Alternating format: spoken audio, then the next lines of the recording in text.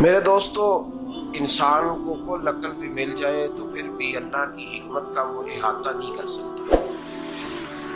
رب کریم کو زیادہ پتہ ہے کہ ہمارے لیے کون سی چیز بہتر ہے اور کون سی چیز ہمارے لیے نقصان کا باعث ہے۔ اللہ تبارک و تعالی کی حکمت یہ چاہتی ہے کہ میرے بندے پریشان نہ ہوں۔ رب یہ چاہتا ہے کہ میرے بندے کسی جگہ پہ بھی دقت اور پریشانی کا شکار نہ ہو، تو اللہ تبارک و تعالیٰ نے راہ اعتدال اختیار کرنے کا حکم ارشاد فرمایا کہ تم اعتدال کے رستوں پہ چلو، معتدل زندگی گزارو، افراط و تفریط سے بچو۔ آج جس معاشرے میں ہم وقت گزار رہے ہیں، اس معاشرے میں ہم اس بات کو سمجھنے سے قاصر ہیں کہ اصل ہمارا مسئلہ کیا ہے، ہمارا اصل جو مسئلہ ہے اس کی شناخت ہمیں کیسے ہوگی اور ہم پھر اس تک رسائی کس انداز میں حاصل کر پائیں گے۔ ہم ہمیشہ اپنی آمدن بڑھانے کے چکر میں رہتے ہیں، ایک کام اور شروع کر لیں، پارٹ ٹائم جاب شروع کر لیں، کوئی سائیڈ بزنس اس کا آغاز کر لیں۔ ہماری جو دوڑ لگی ہوئی ہے وہ لگی ہے کام بڑھانے، آمدن بڑھانے۔ حالانکہ اسلام ہمیں یہ کہتا ہے کہ تو آمدن بڑھانے کے چکر میں نہ پڑ، اصل بات یہ ہے کہ تو اپنے خرچے کنٹرول کر۔ تنگ انسان وہ نہیں ہوتا جس کی آمدن تھوڑی ہوتی ہے۔ یہ توجہ کیجیے گا میری بات، یہ قیمتی بات ہے اور گفتگو ساری کا لب لباب ہے۔ تنگ بندہ وہ نہیں ہوتا جس کی آمدن تھوڑی ہوتی ہے، اصل پریشان وہ ہوتا ہے جس کے خرچے زیادہ ہوتے ہیں۔ اور ہمارا جو روزمرہ کا نقصان ہو رہا ہے وہ آمدن کے معاملات میں نہیں ہو رہا۔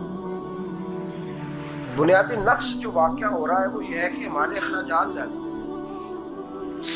اور وہ اخراجات کسی اور نے نہیں بڑھائے، وہ خرچے ہم نے خود بڑھا لیے ہیں اور اب ہمیں اس کا نقصان بھگتنا پڑ رہا ہے۔ اور اگر آپ صحیح معنوں میں ٹٹولیں تو جو بہت امیر لوگ ہیں وہ تو ان خرچوں سے بچ گئے۔ میں نے بہت سارے ایسے خدمات میں شرکت کی ہے، میں بہت ساری ایسی جگہوں پہ گیا ہوں کہ جہاں لوگوں نے بڑا مختصر سا ختم دلایا ہے تو ہو گیا ہے ختم۔ ختم کے معاملے میں کب کسی نے پابندی لگائی ہے کہ اس میں 200 آدمی شریک ہوگا تو تب یہ سال ثواب صحیح ہو سکے گا؟ کون کہتا ہے؟ یا شادی کے موقع پر اگر سارے بہن بھائیوں کو نہ بلایا گیا تو میری شادی پایہ تکمیل تک نہیں پہنچے گی، اس میں برکت نہیں ہوگی، یہ کس نے فتویٰ دیا ہے؟ معتدل زندگی کا اسلام حکم دیتا ہے۔ میں پڑھ رہا تھا کہ ایک بہت بڑا صدر ہے، غالباً سوڈان کے صدر کی بات ہو رہی تھی، تو اپنے بیٹے کی بارات لے کے گیا تو 4 لوگ گئے ہیں بارات اور 15 لوگوں کا اس نے اہتمام کیا اپنے گھر میں کھانا کھانے کا۔ تو کیا شادی ہو گئی کہ لوگ گئی؟ تو بھائی راگ الاپنا اس بات کا کہ بڑی پریشانی ہے کہ سائیڈ بزنس شروع کیا جائے فلان جگہ فلان جگہ فلان جگہ، تو اصل معاملہ یہ ہے کہ پہلے ایک بندہ کماتا ہے تو پھر بھی گھر ہی چلتا ہے، پھر بڑا بیٹا ساتھ شامل ہوتا ہے تو پھر بھی گھر ہی چلتا ہے، پھر منجلا بیٹا شامل ہوتا ہے تو پھر بھی گھر ہی چلتا ہے۔ جو رونا دادا جی رویا کرتے تھے کہ بڑی مصیبت ہے، بڑی مشکل ہے، گاؤں میں رہ اکیلے ہوتے تھے اور وہ 5 بچوں کو اور 4 بچیوں کو وہ پالتے تھے، تو جو وہاں پریشانی تھی وہی آج پریشانی شہر میں آ کر پڑھ لکھ کر موٹی تنخواہ لے کر وہی پریشانی ہمیں ہے۔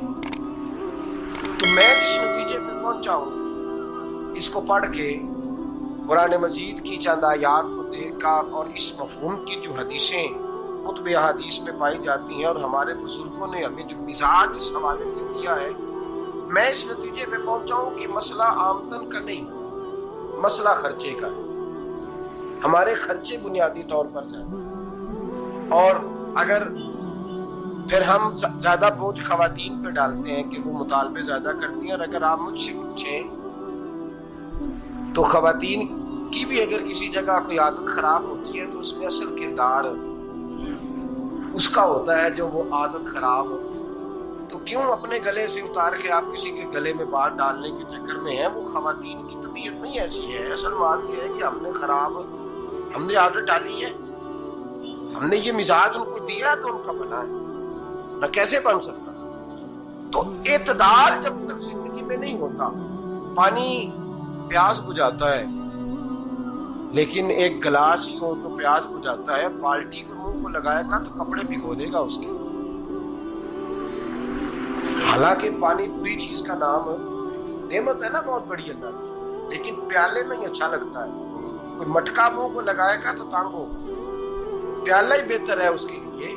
میرے دوست، مٹکے سے بھی بعض اوقات کام چل جاتا ہے، لیکن اگر کوئی کہے نہیں مجھے دریا ہی چاہیے تو اس کا تو گھر بہ جائے گا صاحب، گھر بہ جائے گا اس کا. ہمیں دریا قابو کرنے کا موڈ بنایا ہوا ہے تو اس سے گھر بہا کرتے ہیں، اس سے گھر بنا نہیں کرتے. گھر پیالے سے پانی پینے سے بنتا ہے. اگر تو دریا پہ قبضہ کرنے کا موڈ بنائے گا تو گھر بنے گا نہیں، گھر بہ جائے گا. آگ نہ ہو تو کھانا پک نہیں سکتا، لیکن ہلکی آنچ سے کھانا پکتا ہے. اور اگر آنچ تیز کر دی جائے تو جی قرینے قیاس بات کر رہا ہوں، میں عقل سے ماورا نہیں کر رہا، قرینے قیاس سمجھانے کے لیے مثالیں دے رہا ہوں. ہلکی آنچ پہ کھانا پک جاتا ہے اور آگ تیز ہو تو کھانا جل جاتا ہے. کھانا اتنی دیر کھانے کے قابل رہتا ہے جب تک وہ ہلکی آنچ پہ پکتا ہے. تو جتنی مرضی تو کہتا ہے نہیں میرا گزارے نہیں، آگ تیز ہونی چاہیے، تو میاں جل جائے گا، جل جائے گا. ہوا نہ ملے تو سانس نہیں آتی، ٹھیک ہے؟ آکسیجن نہ ہو تو سانس ہے، ہوا نہ چلے تو گزارا نہیں ہوتا. لیکن اگر تیز چلے نا، اگر تیز چلے تو آندھی اور طوفان بن جائے تو چھتیں گرا دیتی، جانیں لے لیتی. ہم ہیں طوفان کے چکر میں، ہم ہیں دریا کے چکر میں، ہم ہیں بڑے لاؤ کے چکر میں. تو میاں ہلکی آنچ ہی اچھی ہے، یاد رکھ. اور ایک گلاس پانی کا اعتدال سے ملتا رہے تو وہی ملتا رہے، ضرورت کے وقت وہی بہتر ہے. تو پورے دریا پہ قبضہ کرنے کا پروگرام نہ بنا، تانگ ہو جائے. اور میرے عزیز یاد رکھ، ہوا سانس لینے کے مطابق ملے تو وہی اچھی ہے، جو سانس بند کرنے پہ آ جائے وہ ہوا اچھی ہے. ہم نے چکر چلا لیا ہے کہ زیادہ پیسہ، راتوں رات پیسہ، لمبا پیسہ، یہ پلاٹ بھی میرا، وہ پلاٹ بھی میرا، گجرانوالا بھی، گجرات بھی، لالا موسیٰ کھاری اور پنڈی تک جہاں میں جاؤں میرے نام کی تختیاں لگی ہوئی ہونی چاہیے. اسلام